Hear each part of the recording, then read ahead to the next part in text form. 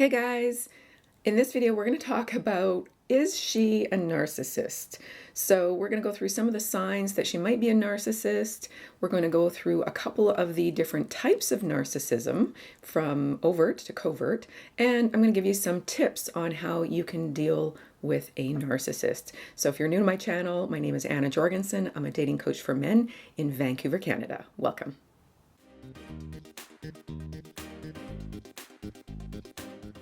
So first of all, what is a narcissist? Well, a narcissist is a person who has a bit of a personality disorder.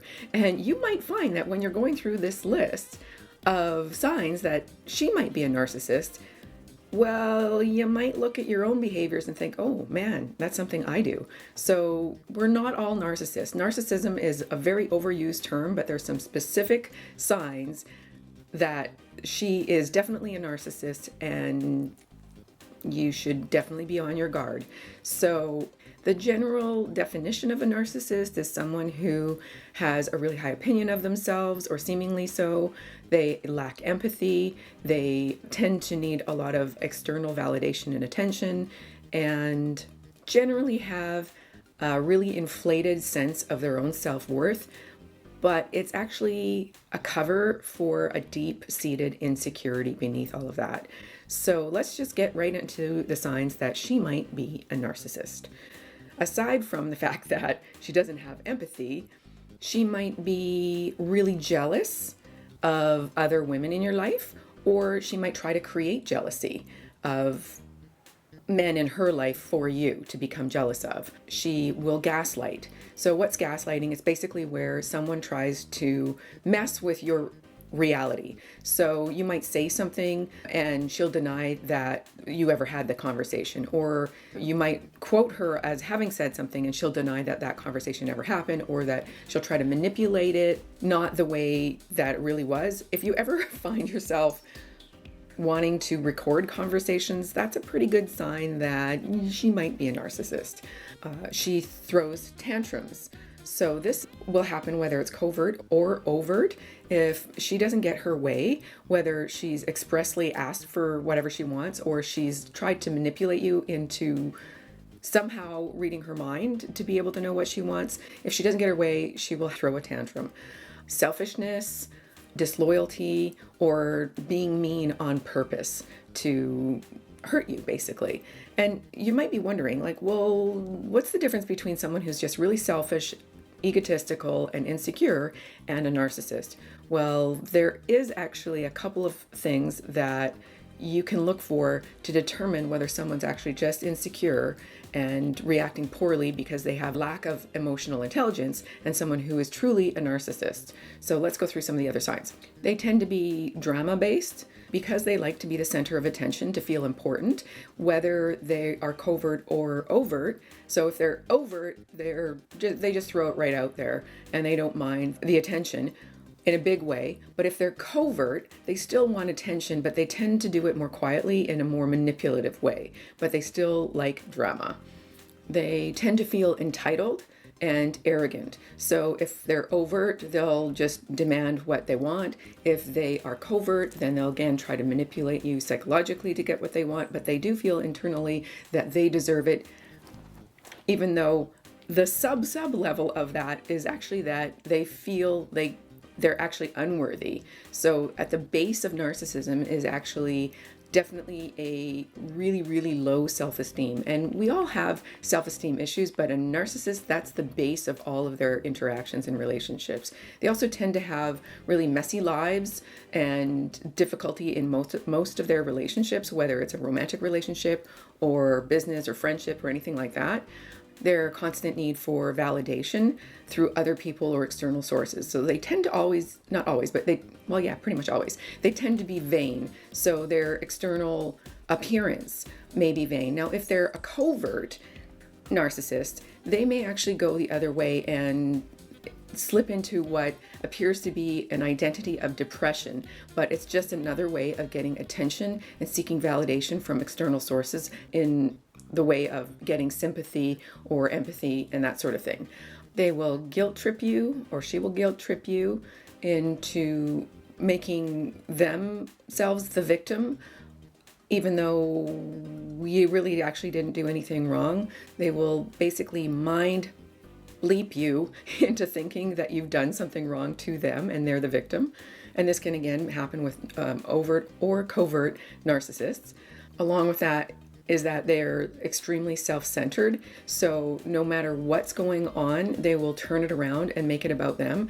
You could have just lost, a good friend to a car accident or something, and they will turn it around and make it a story about them and their losses instead of being empathetic towards you, because they don't have empathy. And if they do express empathy, it is learned behavior, not true internal feelings of compassion for another person.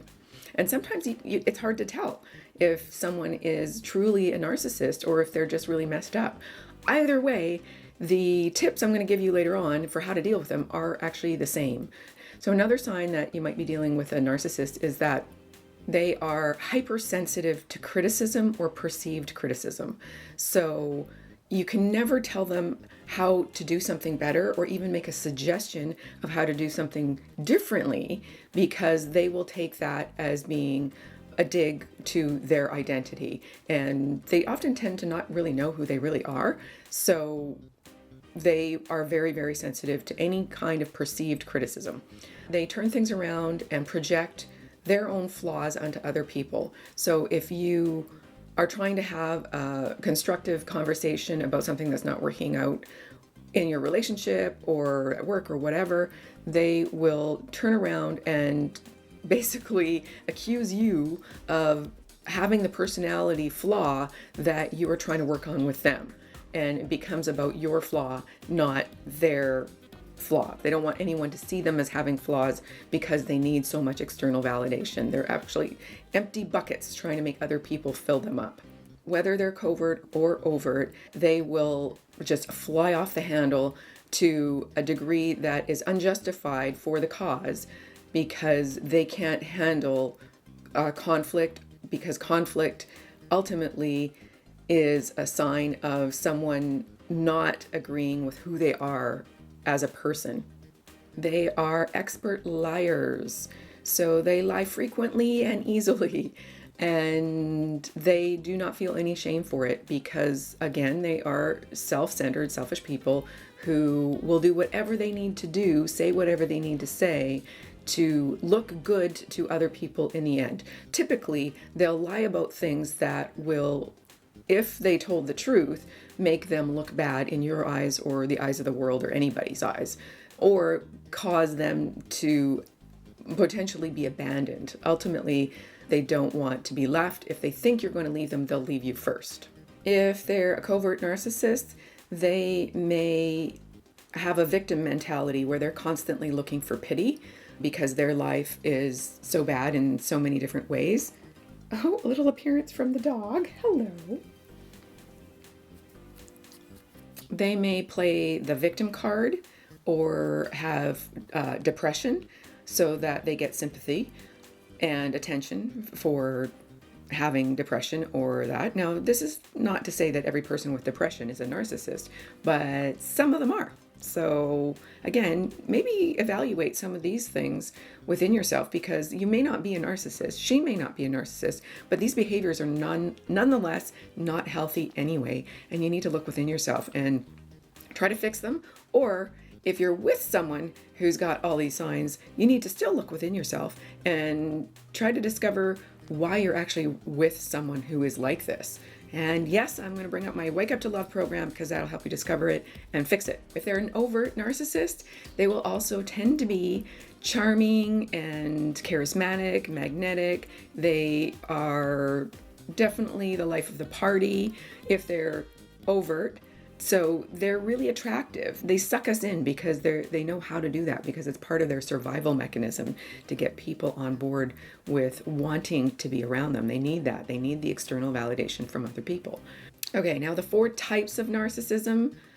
I mean, there may be more, but this is what I could gather from the research that I did. I've only read one book on narcissism, which is probably telling enough as it is, but if you want to learn more about it, there are definitely some experts in the field that have great information about this.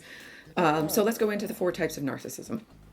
So the first type of narcissism is grandiose. They are the leaders of our world, and they are very charismatic, they're outgoing, they are probably extroverts. That's the type of personality type where it's just look at me and give me your attention, and they have zero humility in asking for that kind of attention. They don't necessarily have a mean streak in them, but they are self-absorbed and self-centered.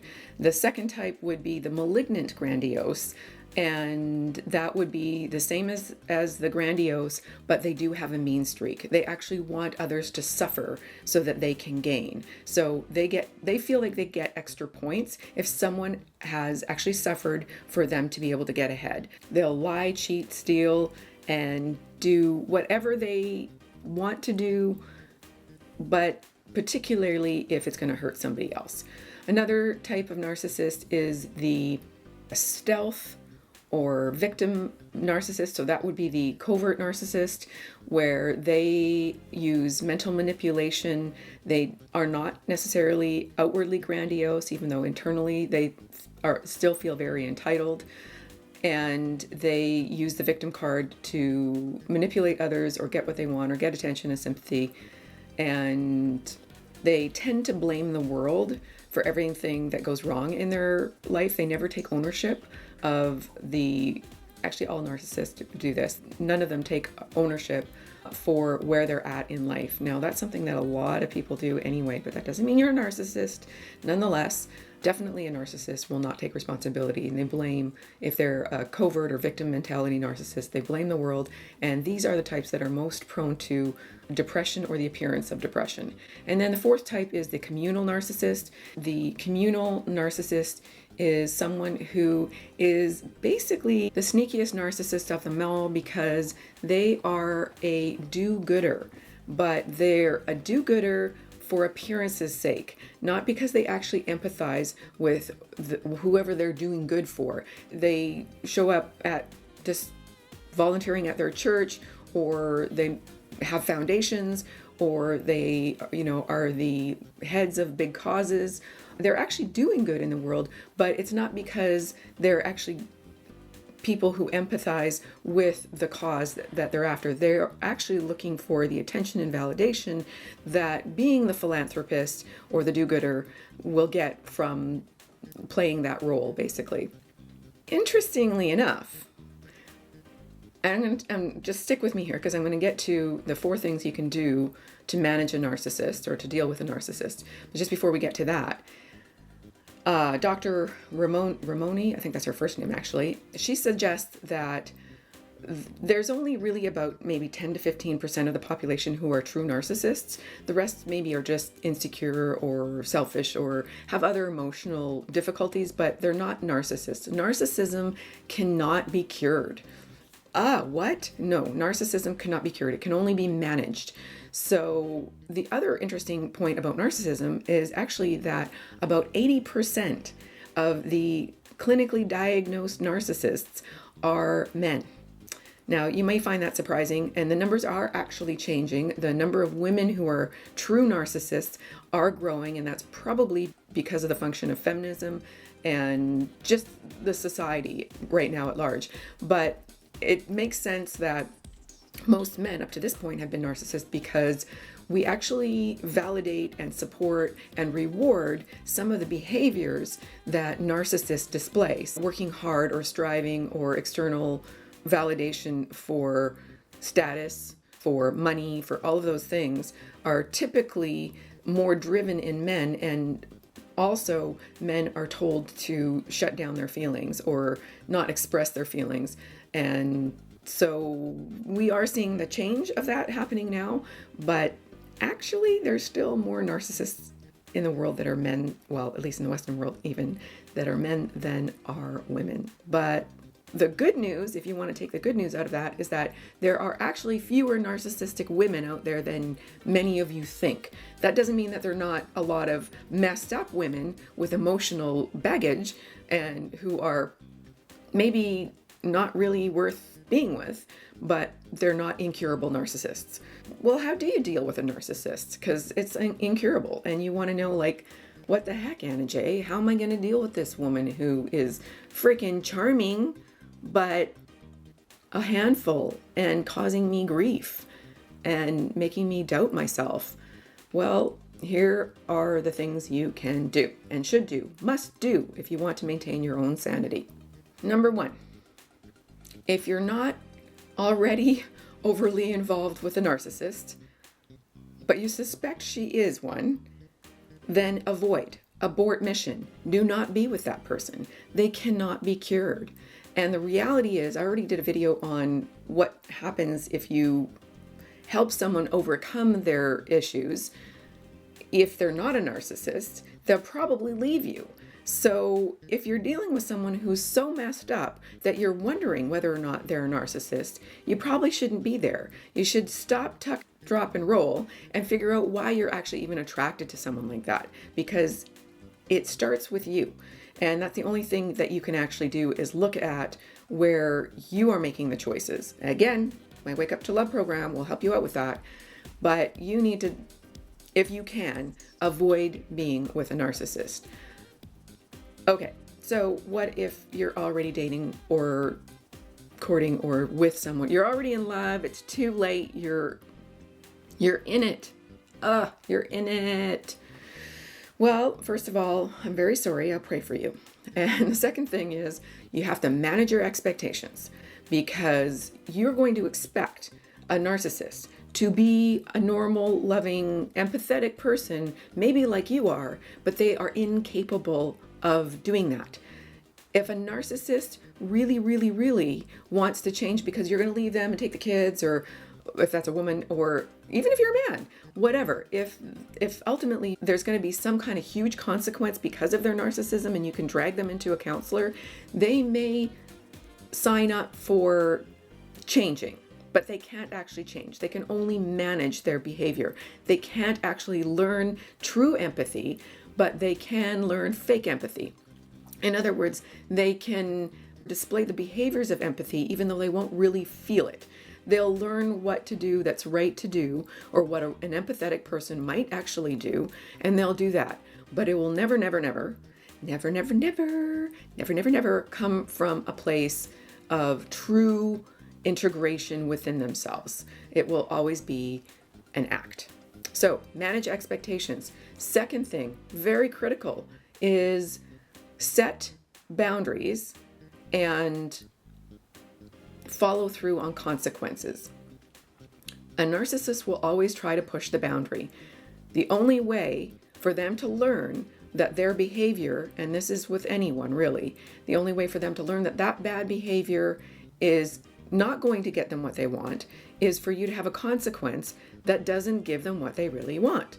So you have to have boundaries and you have to follow through on consequences. And again, this is important for any relationship. And then the fourth thing that you can do if you're dealing with a narcissist is leave them, which is actually quite risky, because they will make you pay for hurting them. And even though they don't actually feel hurt necessarily, the perception, what other people would think if you left them, would make them want to hurt you.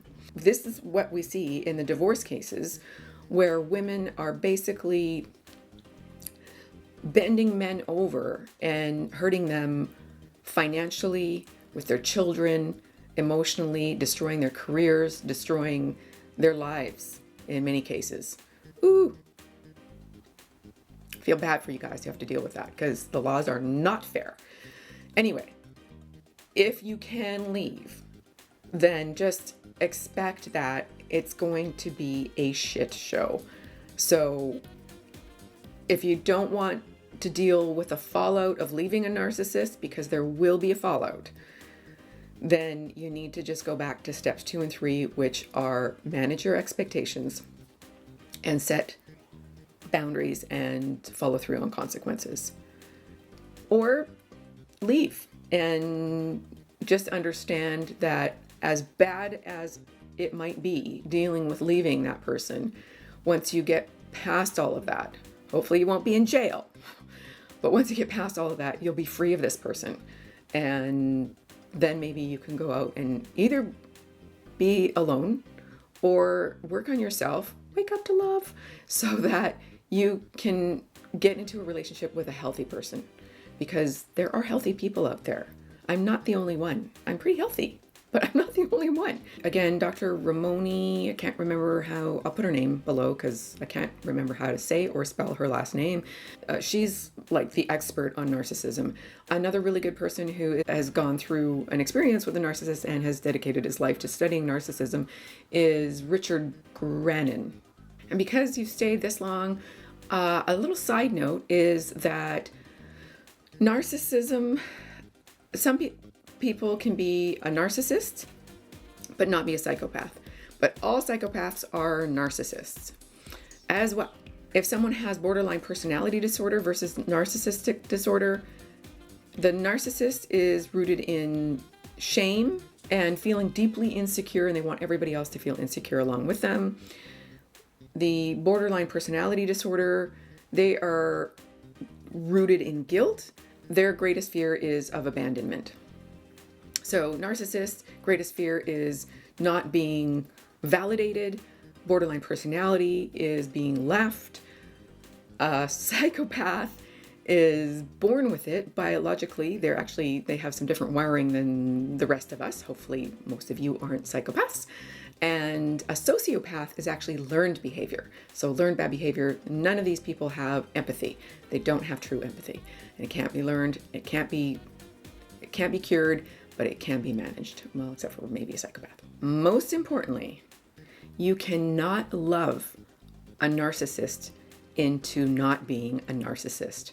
No matter what you do or don't do, they're going to be a narcissist for life.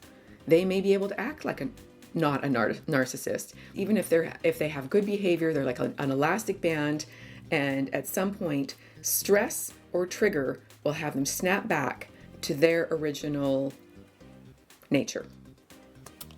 So there you have it.